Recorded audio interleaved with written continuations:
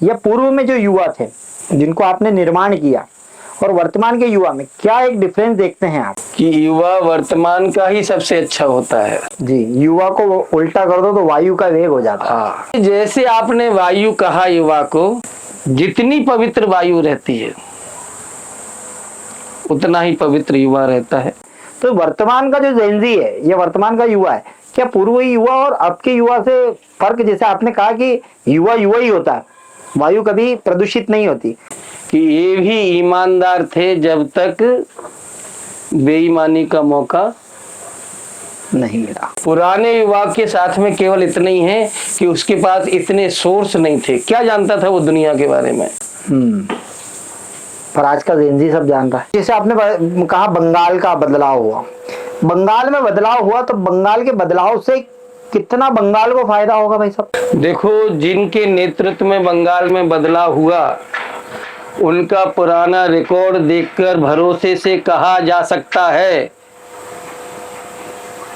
कि अच्छा बदलाव होगा। अभी वर्तमान में एक बिल पास होने वाला था, नारी शक्ति वंदन। उस बिल में कुछ खटाइयां पड़ गई, वो बिल अनफॉर्चुनेटली पास नहीं हो पाया।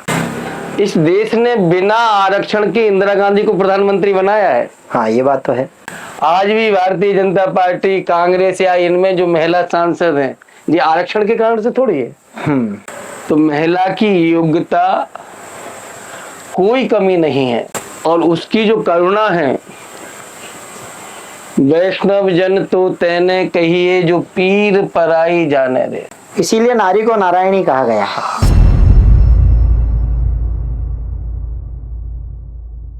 नमस्कार, राजीव टाइम्स में आप सबका स्वागत है। मेरे साथ आज मौजूद है राष्ट्रीय स्वयं सेवक संघ के पूर्व प्रचारक श्री प्रमोद जी झा।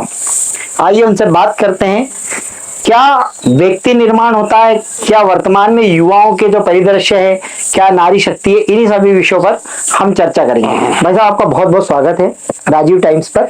नमस्कार भाई साहब, बात हो रही है युवाओं की। आज का युवा, वर्तमान का युवा किस परिप्रेक्ष्य में निर्माणित हो रहा है, या पूर्व में जो युवा थे जिनको आपने निर्माण किया और वर्तमान के युवा में क्या एक डिफरेंस देखते हैं आप?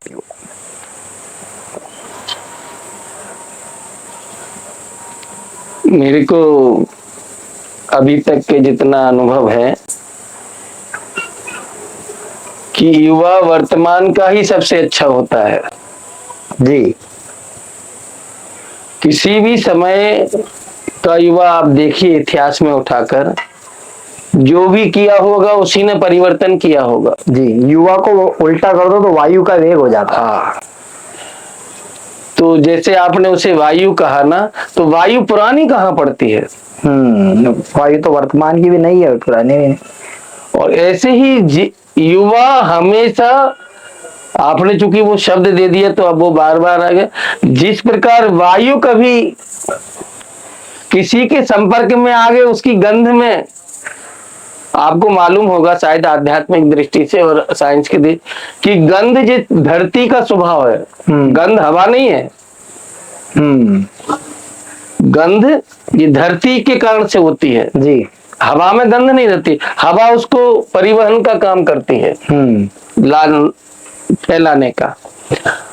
और इसलिए जैसे आपने वायु कहा युवा को, तो जितनी पवित्र वायु रहती है उतना ही पवित्र युवा रहता है। हर समय का युवा एक सा रहता है। हर समय का युवा जोशीला और कुछ करने के लिए हमेशा दृढ़ संकल्प लेने वाला, भविष्य के सपने गढ़ने वाला और अच्छा ही सोचने वाला। और इन्हीं ने राष्ट्र के निर्माण किए हैं। विज्ञान इन्हीं से प्रकट हुआ है।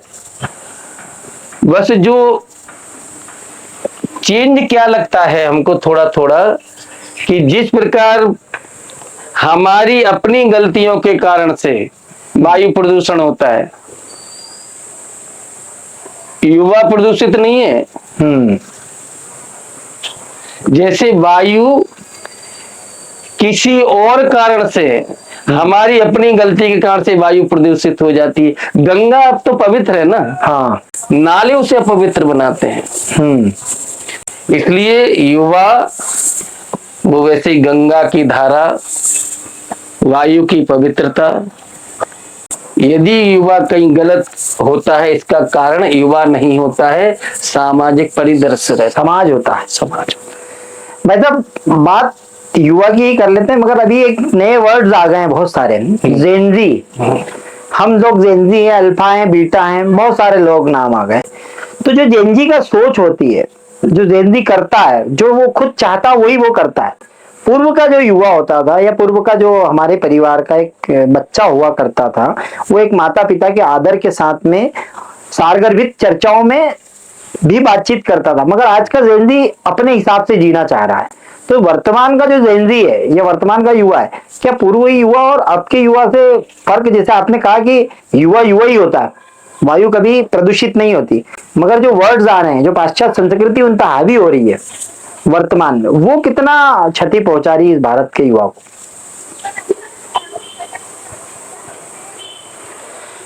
ऐसा बोलते हैं कुछ राजनीतिक संगठनों के लिए कि ये भी ईमानदार थे जब तक बेईमानी का मौका नहीं मिला। पुराने युवा के साथ में केवल इतना ही है कि उसके पास इतने सोर्स नहीं थे, क्या जानता था वो दुनिया के बारे में। पर आज का जेनजी सब जान रहा है, और इसको उसको अवसर है। साधन संपन्न दुनिया विज्ञान के सहारे। अरे आपको मैं एक उदाहरण देता हूं, पर्यावरण प्रदूषण जी 200 साल में क्यों हुआ? उसका कारण है कि विज्ञान उनके हाथ में आ गया। गाड़ी नहीं थी तो वायु प्रदूषण कैसे होता है? उद्योग नहीं थे तो वायु में कहां से वो धुआं होता, प्रदूषण तो होता, कुछ भी। पानी, फैक्ट्रियों में गंदा पानी निकलता है, वो गंगा में मिला, फैक्ट्री नहीं थी 200 साल के पहले।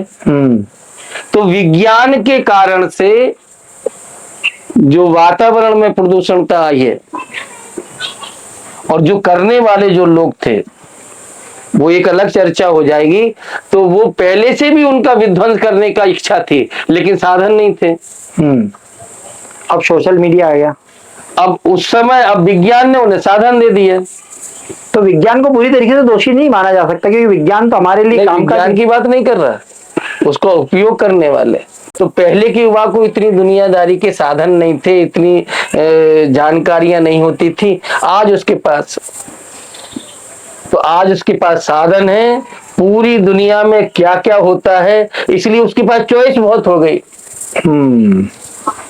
आज मेनू कार्ड बहुत लंबा चौड़ा है, ऑप्शंस बहुत हैं। हाँ। तो आपके समय में, आप जब आप जिनकी बात कर रहे हैं, कितने ऑप्शन थे? ऑप्शंस कम थे, ऑप्शंस बढ़े इस बार, और चुनौतियां थी। आज कोई भी उस समय इस देश की, मैंने बोला वातावरण, उस समय कोई सुभाष चंद्र बोस निकलता था, कोई तिलक निकलते थे, डॉक्टर हेडगेवार थे, दयानंद, विवेकानंद जी, ऐसा भरा पूरा समाज पूरी दुनिया में था उस समय। और ये लोग निकलकर उन युवाओं को और इनके मॉडलों को देखकर, वो कोई भगत सिंह 17 साल का खुदीराम बोस, 24 साल के भगत सिंह, 25, 26, 31 साल के चंद्रशेखर आजाद, तो मॉडल थे ऐसे। उन मॉडलों को देखकर, और चुनौती, युवा चुनौती जल्दी स्वीकार करता है। तो उस समय देश की गुलामी से मुक्ति कराना और ऐसे जीवन जीने वाले लोग मॉडल के रूप में दिखाई देते थे। मेरे को जो लगता है, जो मैंने शुरू कि वातावरण युवाओं को दिशा दे देता है। आज हमको लगता कि वो मॉडलों की कमी है। किसको देखकर? कभी एक आकाश में एक नक्षत्र या तारा टिमटिमा जाता है, अब्दुल कलाम जैसा। तो थोड़ी जवानी संतुलित हो जाती है। और इसलिए वातावरण बनाने वाले लोग, हम लोग जो उनसे एक कदम पहले जो है, उनके द्वारा कैसा वातावरण बनाते हैं, वैसा युवाओं का, समाज की भी जिम्मेदारी है। वो उन्हीं की जिम्मेदारी है, समाज की जिम्मेदारी। युवा तो उससे फॉलो करेगा। तो आपको समाज की, और समाज में कुछ ऐसे मॉडल, समाज में कोई ऐसे प्रेरित व्यक्ति हो उनका जो जिनको व्यक्तित्व पढ़ देखकर- करके। और उनको देखकर वो चल पड़ता है। ठीक है भाई अरे साहब। एक आपने अभी अपने आंखों से देखा है, हम्म। अन्ना हजारे ने एक आंदोलन किया था। काय के लिए, भ्रष्टाचार को लेकर। हाँ। पूरे देश का युवा खड़ा था ना उनके खड़ा। साथ, जिनको जानते नहीं थे, लेकिन उस पवित्रता की जिन्होंने शपथ ली, उनको मुख्यमंत्री बना दिया हमने। और उन्होंने गलत किया तो उसी युवा ने हटा भी दिया। अरे अभी तत्काल ले लो भैया, पश्चिम बंगाल, आप इंटरव्यू सुने होंगे। हाँ। किसने बदला है? युवाओं ने बदला है। ये अत्याचारी सरकार, जी तो हम जैसे लोग तो सहन कर रहे थे, कब से सहन कर रहे। 35 साल कम्युनिस्टों का रहा, फिर टीएमसी का रहा, कितनी माताओं के साथ में, आज उद्योग नहीं वहां जी। आज इतनी बड़ी बदलाव जी किसने किया है? और तुम अब कल्पना करो कि हम बिगड़े हुए युवा हैं। ये युवा यदि बिगड़ा हुआ होता तो जी 50 साल की ऐसी सरकार है जो भ्रष्ट हैं, जो अत्याचारी हैं, जो तानाशाही हैं, किसने बदला? पुराने लोग तो सही रहे थे ना, बदला तो इन्हीं ने है। इसलिए आज भी उसको अवसर मिलता है कुछ अच्छा स्थापित करने के लिए, तो वो ट्रेंड सेट कर देता है। तो युवा वाकई में वायु की तरह होता है, जिस दिशा में फैलता है उस दिशा को बदल देता है। आज का युवा भी वैसे ही है जैसा पूर्व में था। युवाओं के वातावरण पर ध्यान देना होगा समाज को, ऐसा कहना है भाई साहब को। भाई साहब, वर्तमान में जो भी राजनीतिक चल रही है, जैसे हम लोग थोड़ा युवाओं से हट करके अब थोड़ा सा राजनीतिक परिदृश्य पे आते हैं। राजनीति में अचानक से, जैसे आपने कहा बंगाल का बदलाव हुआ, बंगाल में बदलाव हुआ, तो बंगाल के बदलाव से कितना बंगाल को फायदा होगा भाई साहब?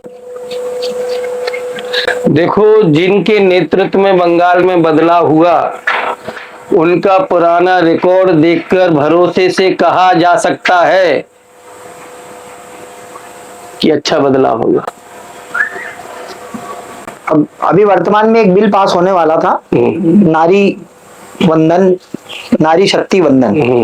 उस बिल में कुछ खटाइयां पड़ गई, वो बिल अनफॉर्चुनेटली पास नहीं हो पाया। कितना बड़ा इस देश की नारियों के साथ में धोखा हुआ या नुकसान हुआ, या इस देश की नारियों को एक दिशा मिलने वाली थी, वो कहीं ना कहीं रुक गई। नारी दिशा कहीं बिल पास नहीं हुआ, इसलिए महिला संसद में पहुंचेगी कि नहीं पहुंचेगी। इस देश ने बिना आरक्षण के इंदिरा गांधी को प्रधानमंत्री बनाया है। हाँ, ये बात तो है। कौन सा आरक्षण था? हाँ। आज भी भारतीय जनता पार्टी, कांग्रेस या इनमें जो महिला सांसद हैं, ये आरक्षण के कारण से थोड़ी है। तो महिला की योग्यता कोई कमी नहीं है, और उसकी जो करुणा है, वैष्णव जन तो तेने कहिए जो पीर पराई जाने दे। तो स्त्री को जो पीड़ा का अनुभव है वो पुरुष को कम रहता है। इसलिए स्त्री संवेदनशीलता, ममता, करुणा जो उसके होती है स्वभाव में ईश्वर ने उसको प्रदत्त किया है। इसीलिए नारी को नारायणी कहा गया। और इसलिए हमारे यहाँ तो देवीय शक्तियां भी नारी हैं। जहाँ नारी की पूजा होती है वहीं देवता निवास करते हैं। ऐसा कहीं ना कहीं वो भी साकार हो रहा है कि नारी तू नारायणी। नारियों को अगर संसद में जाना है तो आरक्षण की आवश्यकता नहीं है, वो अपनी योग्यता के बल पर भी वहां तक पहुंच सकती नहीं, मतलब उससे तो पहुंचेंगी, लेकिन अब नहीं हुआ पास, तो ऐसा नहीं कि उनको रोका जा सकता है। वो जहां जाना है वहां पहुंचेंगी, और उनकी योग्यता, उनकी क्षमता का लाभ लेना चाहिए था इस देश की संसद को, लेकिन सौभाग्य दुर्भाग्य से वो। ठीक है भाई साहब, अब युवाओं पे बात की, नारी पे बात की, अब थोड़ी सी शिक्षा पे बात कर लेते हैं। वर्तमान की शिक्षा और पूर्व की शिक्षा में क्या बदलाव आया? क्योंकि आज की शिक्षा, एक समय शिक्षा में हम लोगों ने पढ़ा था, ऐसे इतिहास पढ़े थे जिनको अब वापस से बदल रही है सरकारें, जो भी वर्तमान की सरकार है या पूर्व की सरकारें थी। हम सरकार पे बात नहीं करें, वर्तमान की जो शिक्षा है क्या पूर्व की शिक्षा से ज्यादा अच्छी है या और सुधार आप की आवश्यकता? आजादी के पहले की बात कर रहे नहीं, थे? अभी मतलब हार्डली 10-20 साल पहले, हाँ जी। आजादी के बाद की बात। ये सब हम सभी जानते हैं कि हमसे पूछा जाए, ये सवाल मैंने इसलिए भी पूछा कि आप शिक्षा जगत में जाते रहते हैं और बच्चों को शिक्षित करते रहते हैं समय समय पर। हमको मालूम है कि हुमायूं का बाप कौन है, हमको मालूम है कि हुमायूं का बेटा कौन है, अकबर का बेटा कौन है, सलीम का बेटा कौन है, शाहजहां का बेटा कौन है, जिस पूरा हमको अपने दादाजी के बाद परदादा का नाम नहीं मालूम। हमको शिवाजी के दादाजी का नाम नहीं मालूम। हमको महाराणा प्रताप के परदादा का नाम नहीं पता, लेकिन इन मुगल काल के सभी का पता है। तो ये कैसे हुआ? मतलब कहाँ खोट रह गई या कहाँ पर ऐसी चूक रह गई हमसे? समाज की जिम्मेदारी थी, परिवार की जिम्मेदारी थी, या देश की? जिनके भरोसे आजाद भारत हाथों में दिया, जिम्मेदारी तो उन्हीं की बनेगी। इतिहास उन्होंने बनाया, शिक्षा की पुस्तकें उन्होंने बनाई। अंग्रेजी ने जो गलती कर दी उसी को आगे बढ़ाने का काम इन्होंने किया। और नेहरू जी कम्युनिस्टों के साथ मिलकर ये सब सरकारें बनी,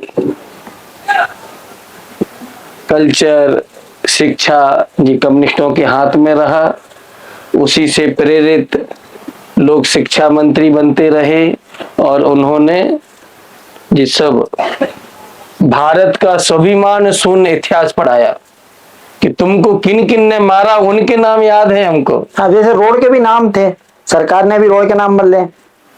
तो जिन जिन ने हमारी ऊपर अत्याचार किए उनके नाम मालूम है, लेकिन जिनके गौरव के कारण से हम आजाद हुए वो नहीं पता। वो नहीं। शिवाजी का एक पेज में नाम मालूम है, एक महाराणा प्रताप का तो और कम है। लेकिन भारत का जो भाग्य है, भारत का शिक्षा जरूर कॉलेज तक होगी, लेकिन भारत की संस्कृति ये स्वाभाविक है, प्राकृतिक है, वो हमारे रग रग में बसा है। इसलिए हमको महाराणा प्रताप के दादा का नाम नहीं मालूम होगा, लेकिन महाराणा प्रताप के घोड़े का नाम मालूम है। 400 साल बाद भी चेतक, कि महाराणा प्रताप के घोड़े का नाम था चेतक। ये हमारी सांस्कृतिक धरोहर है। इसलिए इतिहास में हम क्या पढ़ेंगे उसको छोड़ो, ये भारत भूमि का प्रताप है। प्रताप है। इसलिए हम पूर्वजों के नाम तो क्या याद हम कर लेंगे, 9 लाख साल बाद हम उस रावण को नहीं भूले, राम को याद करते हैं आज तक। 400 साल बाद चेतक का नाम आज हमारी जुबान पर आती, उस पशु के कारण से हमारे रोंगटे खड़े हो जाते हैं। वाह। और इसलिए आपको भरोसा हमारे, इसलिए भारत की इस परंपरा, संस्कृति, भूमि, प्रकृति सब पर भरोसा है। कुछ समय के लिए कुछ घटनाएं जिस सब उतार चढ़ाव आते हैं, लेकिन भारत के राष्ट्र के गौरवशाली इतिहास में, चूंकि इतना पुराना, जब से इतिहास ने आंखें खोली तब से भारत का नाम जानते हैं। इसलिए 100-200 साल की कीमत की, समय की कोई कीमत होती नहीं। जिनका इतिहास अभी से है, अमेरिका का 500 साल, उनके लिए 100-200 साल की कीमत है। हमारा तो युग युगांतर तक, आज भी युगों की बात करते हैं हम। यूनान, मिस्र, रोम, हाईटेक, गुप्त, माया, इंका, रसियन, सिथियन, कितनी संस्कृति समाप्त हो गई। वाह। इसलिए 100-150 साल, और कोई युवा पे आप भरोसा रखिए। इतिहास मायने नहीं रखता, आपके संस्कार मायने होते हैं। इतिहास की किताबें वर्तमान की मायने नहीं रखती। वर्तमान के इतिहास की किताबें मायने जरूर नहीं रखती, मगर आपके परिवार में दिए गए संस्कार बहुत मायने रखते हैं। तो परिवार को संस्कार से पल्लवित करें। हर परिवार की ये जिम्मेदारी है कि अपने बच्चों को संस्कारित बनाएं। भाई साहब, चलते चलते अंतिम में एक सवाल जो हर राष्ट्र भाव के अंदर मन में आता है, बात चल रही है हिंदू राष्ट्र, हिंदू राष्ट्र, हिंदू राष्ट्र।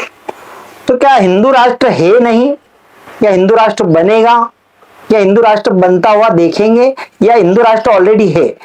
इनमें आपका क्या मत होता है, क्योंकि आपने संघ का जीवन भी जिया है, धर्म का जीवन भी जिया है, राजनीतिक विश्लेषण भी किया है, तो क्या इस पूरे देश को हिंदू राष्ट्र बनाने के लिए हर आदमी बोलता है, तो क्या वर्तमान में हिंदू राष्ट्र है या नहीं है या बनेगा? मैं स्वयंसेवक हूँ, इसलिए इस पर पूज्य सरसंघ चालक और संघ के वरिष्ठ अधिकारी स्पष्ट रूप से मानना है, जब से संघ बना आज तक भारत हिंदू राष्ट्र है, था और रहेगा।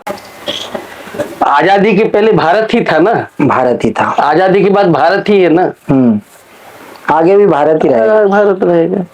तो इससे किसी के आने जाने से कोई फर्क थोड़ी पड़ता है। हमारी परिस्थितियों के कारण से कुछ पराधीनता, आक्रमणकारी उनका कुछ समय तक राज्य रहा, उसके कारण से वो भारत डिस्टर्ब नहीं हुआ। यदि हम भारत कल हिंदू राष्ट्र नहीं होता तो शिवाजी खड़ा क्यों होता? मैंने अभी कुछ नाम लिए। आज आप मिस्र के लोगों से पूछो कि 1500 साल पहले तुम्हारी क्या क्या धर्म था, क्या संस्कृति थी, तो 4000 साल पुरानी नील नदी के तट पर एक बहुत श्रेष्ठ मिस्र संस्कृति हुई। आज उनके बच्चे कहेंगे कि हम मुसलमान हैं, कुरान हमारी किताब है। ग्रीक की संस्कृति से पूछो कि 1500 साल पहले जब सिरिल का आक्रमण हुआ, उसके पहले तुम क्या थे? तो कहता कि हमको नहीं मालूम, हम आज ईसाई है। उसको नहीं मालूम कि मैक्स मूलर कौन था, हिपेसिया कौन थी, सुकरात कौन थे, सिकंदर हमारे पूर्वज थे। हमारी एक अपनी संस्कृति हुआ करती थी, हमारी कुछ परंपराएं हुआ करती थी, मिट गए। आज 10-20 लाख कितने मालूम नहीं मेरे को आंकड़ा, लेकिन जो मूल 10 करोड़ लोग रहते थे अमेरिका के, जो मूल निवासी है, कहाँ है वो माया संस्कृति के लोग? तो जब संस्कृति नष्ट होती है तो देश नष्ट होता है, जमीन के कारण से नहीं होता है। और इसलिए भारत कल भी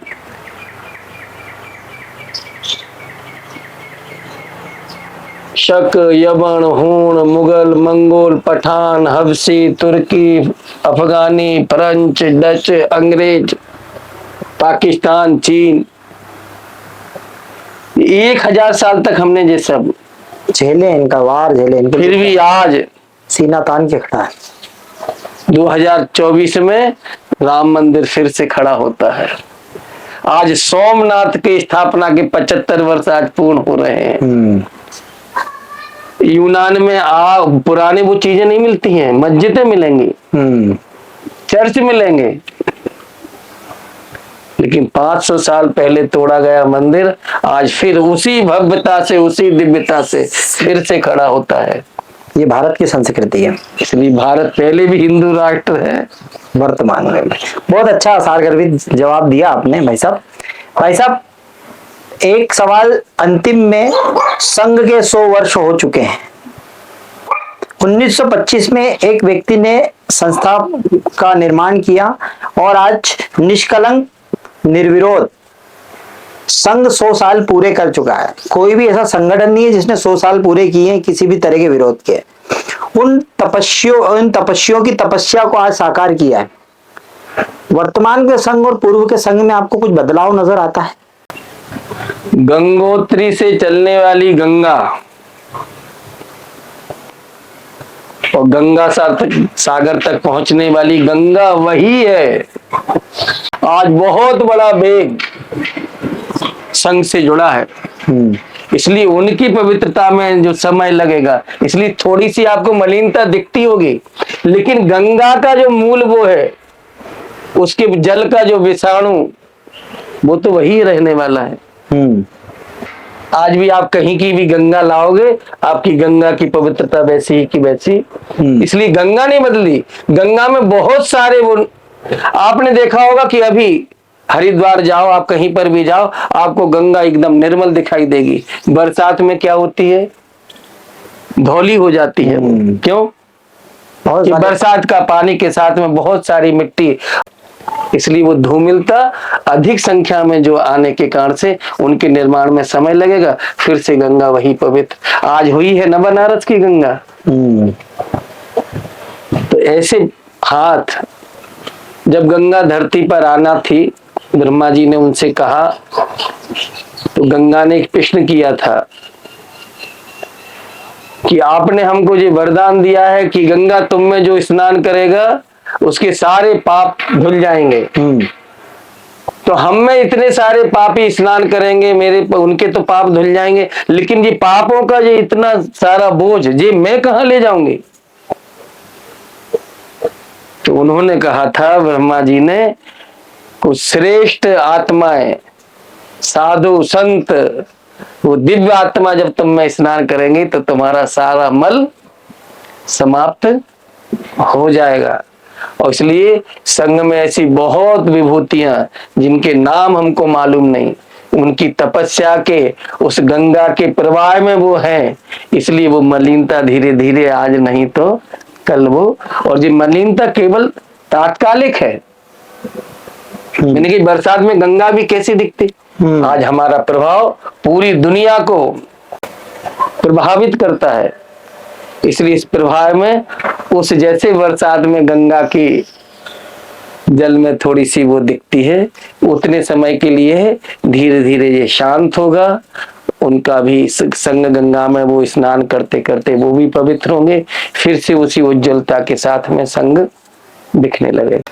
संघ काफी तपस्वियों का तपस्या है, 100 वर्ष की आयु पूरी कर चुका है।